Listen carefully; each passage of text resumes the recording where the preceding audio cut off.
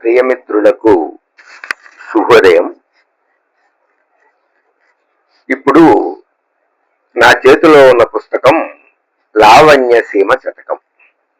ఇది 250 సంవత్సరాలకి ముందు 1725లో కార్వేటి నగరాన్ని పరిపాలించినటువంటి మాకరాజు వెంకట పెరుమాళ్ళు రాజేంద్రుడు పురుష విరహాన్ని గురించి శ్రీహరి స్మరణతో శృంగార శతకము రాయమని నిండు సభలో అడిగితే పోలిపెద్ది వెంకటరాయ సుకవి రాసినట్టుగా ఈ శతకానికి పీఠిక రచించినటువంటి నందిగామ మకాముగా కావ్య నిర్మాణాలు చేసినటువంటి శేషాద్రి రమణ కవులు పీఠిక రాశారు. ఆ పీఠికలో ఈ కవిని గురించినటువంటి ప్రస్తావన ఉంది. ఈ శతకం శృంగార శతకము అని చెప్పబడుతుంది. 1725 కాల నిర్ణయం చేశారు. రాధికా శాంతనము, విప్రనారాయణ, శశాంక విజయములోని పద్యాల యొక్క ప్రభావం ఈ శతకంలో కనిపిస్తున్నాయి. అలాగే అమరకము వంటి శృంగార కావ్యాలు, అంటే అమరకం సంస్కృతంలో ఉన్నటువంటి శతకం శృంగార శతకం. ఆ శృంగార శతక కావ్యాల ప్రభావం కూడా కనిపిస్తుంది. మనకి భర్తృహరి ఒక శృంగార శతకాన్ని రచించినట్టుగా మనకి తెలుసు. కానీ ఇక్కడ పురుష విరహంతో వర్ణించినటువంటి కావ్యం శతకం అవటం మూలంగా ఈ కవి దీనికి లావణ్య శతకము లేక లావణ్య సీమ శతకము అనే పేరుతో పిలువబడుతుంది. రామరామ లావణ్య సీమ అనేటటువంటిది ఈ శతకానికి మొకుటం. అన్ని పద్యాలు కూడా సీసాలే వ్రాయబడ్డాయి. ప్రతి సీస పద్యం చివర కూడా ఆటగీతిని వాడుకున్నాడు కవి. కావ్యంలో ముందుగా మాకరాజు వెంకట పెరుమాళ్ళు రాజేంద్రుణ్ణి గురించినటువంటి స్తుతి, ఆ తర్వాత వాల్మీకి, వ్యాస, భవభూతి, బాణ, శివభద్రు, కాళిదాసు, భారవి, నాచన సోము ఇటువంటి వీళ్ళందరినీ కూడా పూర్వ కవిత్వంలో అంటే పూర్వ కవి స్థితిలో స్తోత్రం చేసి తర్వాత కావ్యాన్ని ప్రారంభించాడు. పరిశోధన చేసేటటువంటి లేక పరిశోధన పూర్తి చేసిన నాలాంటి వాళ్ళకి ఆ గ్రంథాలయాలు తిరుగుతూ ఉన్నప్పుడు ఇటువంటి పుస్తకాలు ఎప్పుడైనా కంటబడితే ఏదో ఒక సమయంలో దీన్ని వాడుకున్నాంలే అనే ఉద్దేశంతో సేకరించి ఉంచేవాళ్ళం. అవి నా దగ్గర ఉన్నటువంటి గ్రంథాలయం కూడా పెద్దదైపోవడంతో దాంట్లో ఎక్కడో మరుగున పడిపోయి ఎప్పుడో ఒక మారు తొంగి చూస్తే దాన్ని పట్టుకుని బయటికి తీసినప్పుడు ఓహో ఈ పుస్తకం ఒకటి ఉంది అనుకుని దీన్ని ఏదో విధంగా మళ్ళీ ఈ శ్రోతలకు వినిపించాలి అనేటటువంటి ఆలోచనతోటి ఇలా ముందుకు వస్తున్నాను. ఇది లావణ్య శతకము, లావణ్య సీమ శతకము. దీంట్లో అన్ని పద్యాలు కూడా శృంగార భూయిష్టాలుగా ఉన్నాయి.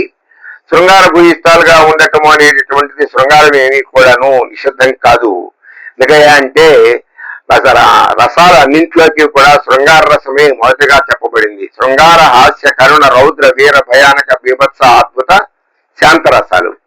ఆ శృంగార రసాన్ని గురించినటువంటి వర్ణన కొంచెము పెచ్చు మీరినట్టుగా కనిపిస్తూ ఉంటుంది.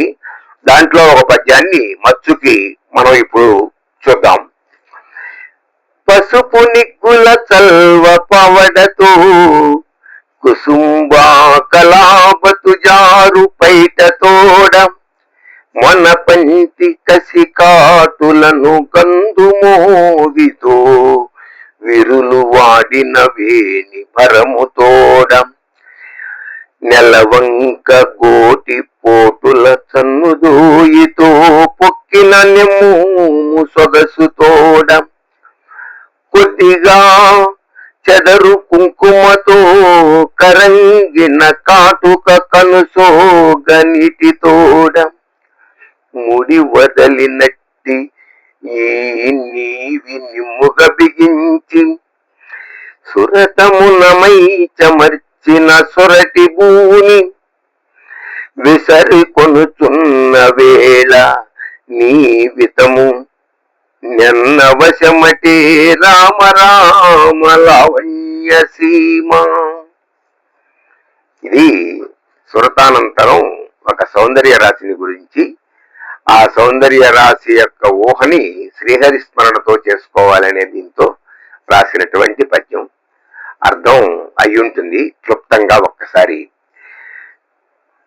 పసుపు నిక్కుల చల్వ పావడతో, పావడ అంటే లంగా లేకపోతే పరికిణి అంటాం ఇప్పుడు మనం.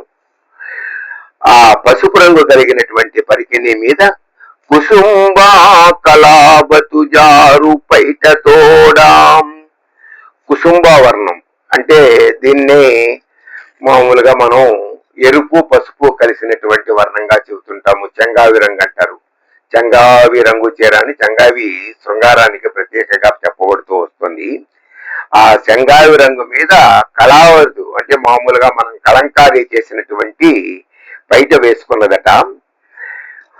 మొనపంటి కసికాటులతో పెదవి కందిపోతే వాడిపోయినటువంటి పూలు జడలో కనిపిస్తున్నాయి. గోటి పోటులు తన్నుదొయ్యి మీద అలసిపోయినటువంటి ముఖంతో, కొద్దిగా చెదిరిన కుంకుమతోటి, కరిగిన కాటుక కుంకుమతో కలిసినటువంటి కరిగిపోయినటువంటి కాటుక కంటి నీరు జాలువారుతున్నాయి.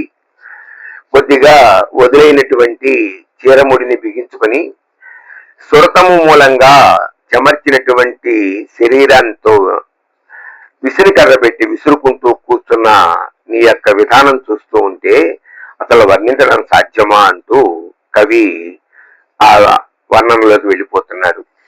పసుపు నిగ్గుల చల్వ పవడతో కుసుంబా కళాబతు జారు పైట తోడ, మొన పంటి కసి కాటులను కందు మోవితో విరులు వాడిన వేణి భరముతోడ, నెలవంక గోటి పోటుల తన్నుదోయితో సొక్కిన నెమ్మోము సొగసు తోడ, కొద్దిగా చెదరు కుంకుమతో కరంగిన కాటుక కనుసోగ నీటి తోడ, ముడి వదిలినట్టి నీవి నిమ్ముగ బిగించి సురతమునమై మర్చిన సురటి బూని విసరి కొనుచున్న వేళ నీవితమునెన్న వశమటే రామ రామ లావణ్య సీమ.